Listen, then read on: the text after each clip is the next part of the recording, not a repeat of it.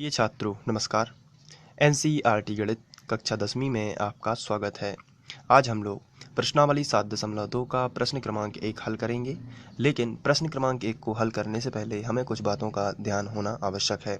जैसे इस प्रश्न में दिया गया है 2:3 और ये एक अनुपात है, तो ये अनुपात वाले सवाल कहलाते हैं और इनमें दो बिंदु दिए रहते हैं और इन दोनों बिंदुओं को मिलाने वाले रेखाखंड पर, जैसे यदि हम यहाँ ध्यान से देखें तो यदि कोई ग्राफ है जिसमें हमें दो बिंदुओं को मिलाने वाला रेखाखंड दिया गया है, जैसे यहाँ पर ये पहला बिंदु है और ये दूसरा बिंदु है और इन दोनों बिंदुओं के बीच में कोई अगर तीसरा बिंदु आ जाता है तो उसके हमें निर्देशांक ज्ञात करने के लिए इस प्रकार के क्वेश्चंस में बोला जाता है। लेकिन जब भी हमें ये बिंदु सी ज्ञात करने के लिए कहा जाता है तो कुछ हमें अनुपात दिए जाते हैं और वो अनुपात, जैसे पहला अनुपात और दूसरा अनुपात ऐसे दिए जाते हैं, जैसे 1:2 या 2:3 या 4:2, ये अनुपात कहलाते हैं। तो अनुपात का मतलब किस तरीके से वो बिंदु सी उस रेखाखंड पर स्थित है, ये बताया जाता है। तो जो पहला, यदि आपको 1:2 दिया गया है तो जो पहला अनुपात है वो आप m1 मान लेंगे और जो दूसरा अनुपात है उसे आप m2 मान लेंगे, तो m1 m2 हो जाता है। और ये तो आप जानते ही हो, ये कहलाता है x1 y1 और ये कहलाता है x2 y2। इसके पहले मैं आपको ये बता चुका हूँ, हम लोगों ने इस पर चर्चा की थी और इसके जो सवाल हैं उनको हल किया था। तो ये जो है m1 m2 कुछ भी नहीं है, केवल एक अनुपात है। तो पहला जो अनुपात होगा उसे आप m1 मान लेंगे और जो दूसरा अनुपात होगा उसे आप m2 मान लेंगे। जैसे यहाँ पर 4:2 दिया गया है, तो जो पहला अनुपात है वो क्या हो जाएगा m1 और जो दूसरा अनुपात है वो क्या हो जाएगा m2, इस तरीके से। तो फिर m1 m2 ऐसा क्यों माना जाता है?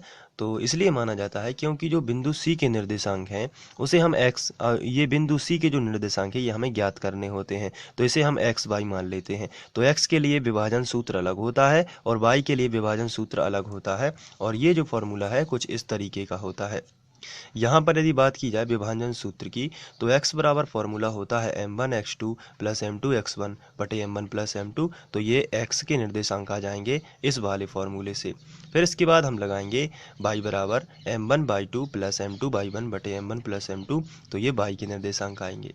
तो आपको ये फॉर्मूला भी याद करने की ज़रूरत नहीं है क्योंकि एक सिंपल सी ट्रिक है, अगर आप इसको ध्यान से देखते हो। तो चलिए ट्रिक के बारे में चर्चा कर लेते हैं। तो विभाजन सूत्र की ट्रिक के लिए आपको यहाँ पर लिख देना है x बराबर और यहाँ पर लिख देना है y बराबर।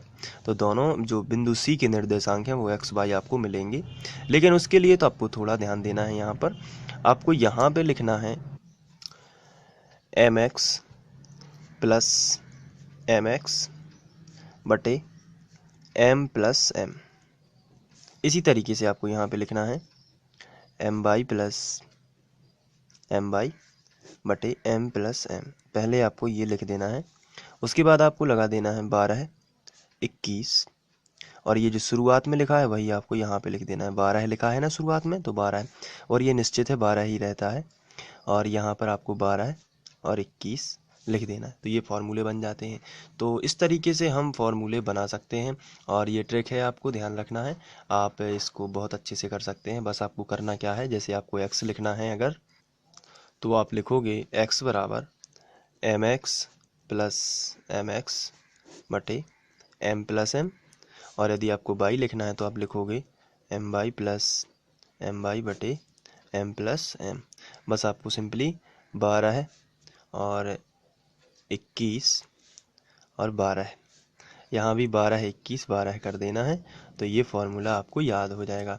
तो ये फार्मूला विभाजन सूत्र है, तो आप इसको लगा सकते हैं। चलिए अब हम लोग प्रश्न पर चलते हैं। यहाँ पर दिया गया है उस बिंदु के निर्देशांक ज्ञात कीजिए जो बिंदुओं -1 7 और 4-3 को मिलाने वाले रेखाखंड को 2:3 के अनुपात में विभाजित करता है। तो ये है x1 y1 x2 y2 और ये है m1 m2। बहुत ही सिंपल है। तो सबसे पहले हमें उस बिंदु के निर्देशांक ज्ञात करना है। तो यहीं से जैसे ही आपको प्रश्न पढ़ना है तो यहाँ पे लिखा है उस बिंदु के निर्देशांक ज्ञात कीजिए। तो आपको पता तो है नहीं है कि उस बिंदु के निर्देशांक क्या है, तो ऐसी स्थिति में आप ये मान लोगे, माना अभीष्ट बिंदु के निर्देशांक x y हैं। तो चलिए सबसे पहले हम यही लिख लेते हैं, माना अभीष्ट बिंदु के निर्देशांक x y हैं। तो ये सबसे पहले हमने लिख लिया। अब यहाँ पे जो पहला बिंदु दिया गया है ये x1 y1 है, तो लिखेंगे तथा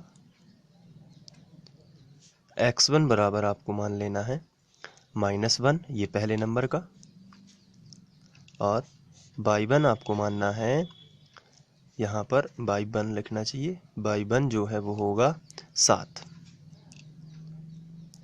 अब दूसरे ब्रैकेट पर आते हैं, ये है x2 और ये है y2।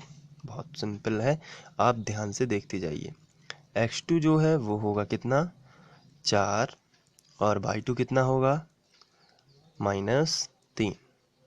ये हो गया, ये पूरा 1 1 होगा और ये पूरा 2 2 हो जाएगा। x1 y1, x2 y2, इस तरीके से आपको लिख लेना है। अब आते हैं नीचे क्वेश्चन में, तो अनुपात दिए गए हैं और अनुपात को आप m1 और m2 मान लेंगे। तो चलिए मैं यहाँ पर m1 देख लेता हूँ कितना दिया गया है। तो क्या आप बता सकते हैं m1 कितना है? तो आंसर है 2। m2 कितना है? तो m2 होगा कितना, 3। जो पहले नंबर पर लिखा है वो होता है m1 और जो दूसरे नंबर पर लिखा है वो होता है m2। तो ये आपको ध्यान रखना है, m1 m2। अब चूंकि हमें अभीष्ट बिंदु के निर्देशांक ज्ञात करना है और उनके लिए x का सूत्र अलग होता है और y का सूत्र अलग होता है। आप देख सकते हैं x का सूत्र ये है और y का सूत्र ये है, लेकिन हम लोगों ने ये दोनों ही याद नहीं किए हैं क्योंकि हम लोगों को इसे ट्रिक से याद करना आ गया है। और एक बार आप फिर से देखेंगे यहाँ पर नीचे जब हम लिखेंगे तो आपका और रिवीजन हो जाएगा कि किस तरीके से इन सूत्रों को करना है। चलिए अब हम लोग पहले x का मान निकाल लेते हैं विभाजन सूत्र द्वारा, फिर y का मान निकाल लेंगे और x y के जो भी मान आएंगे वही तो अभिष्ट बिंदु होंगे। चलिए देखते हैं। यहाँ पर हम लिखेंगे विभाजन सूत्र से। इसके बाद हम जो x का फॉर्मूला हमने बनाना सीखा है वो होता है x बराबर mx प्लस mx बटे m प्लस m। पहले तो ऐसा लिख लेना है, फिर आपको लिखना है 12 21 12। तो ये देखिए कितना सिंपल है फॉर्मूला बनाना। तो यदि आप याद नहीं भी कर पाते हैं तो कोई प्रॉब्लम नहीं है। x बराबर बराबर के नीचे बराबर। अब आपको क्लियर मान बस रखते जाना है। तो चलिए ये मान देख लेते हैं। पहले पूछा गया है m1 रखिए, m1 कितना है 2। तो यहाँ पे हम सबसे पहले 2 रख देते हैं, फिर इसमें 2 मान साथ में रखना है इसलिए ब्रैकेट लगाओ। और x2 का मान कितना है 4, तो यहाँ पे आपको लिखना है 4। प्लस है तो प्लस लगा देते हैं। ये ब्रैकेट इसलिए लगाना ज़रूरी होता है, यदि आप ध्यान नहीं देंगे और भूल जाएंगे तो ये 24 लिखा रह जाएगा। इसलिए आपको ब्रैकेट ज़रूर एग्ज़ाम में लगाना है ताकि वहाँ पे कोई भी गलती ना हो।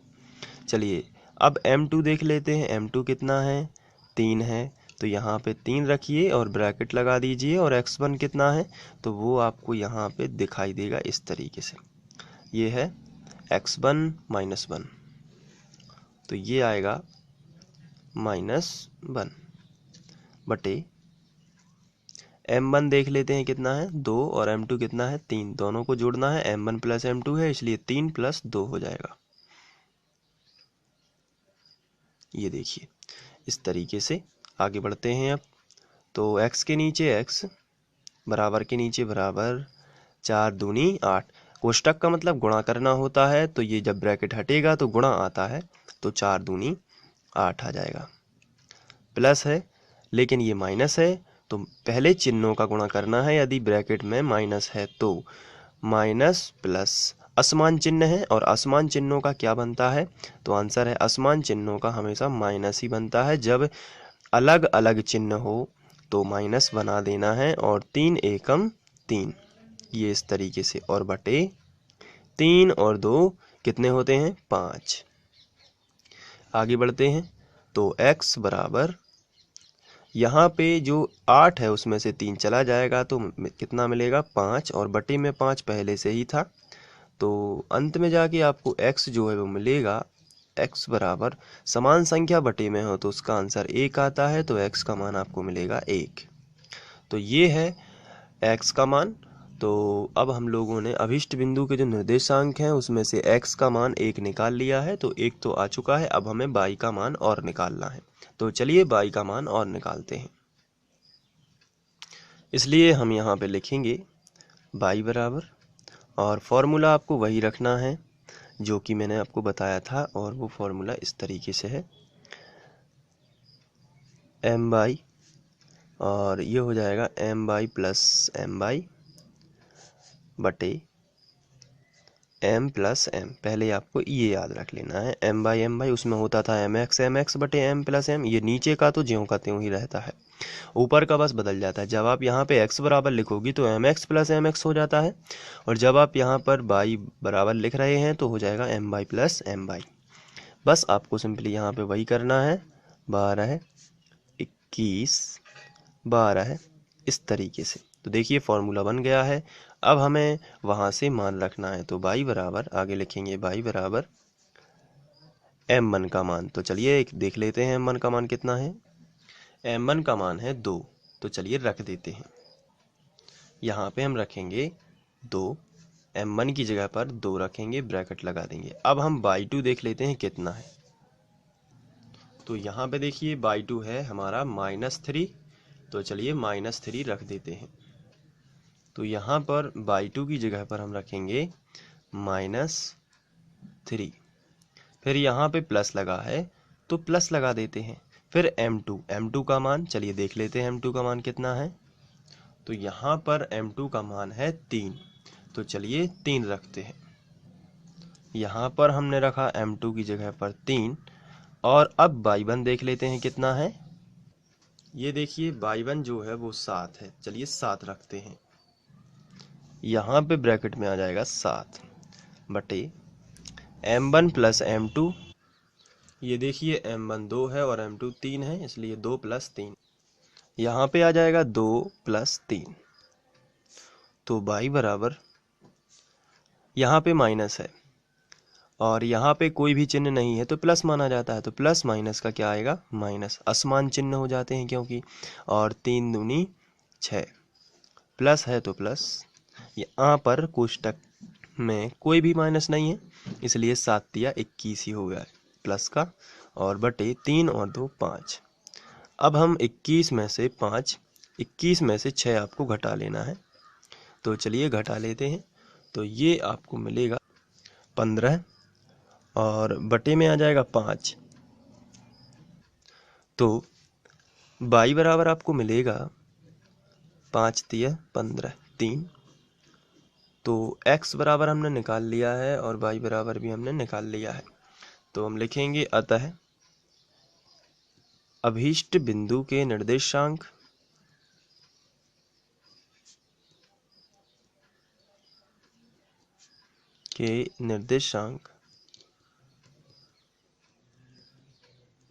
और ये हो जाएगा x/, थे, इसलिए x का मान आया है 1 और y का मान आया है 3, तो हम लिखेंगे 1 3 है। तो ये था प्रश्नावली 7.2 का पहला प्रश्न। आशा करता हूँ कि आप लोगों को समझ में आ गया होगा। Thank you.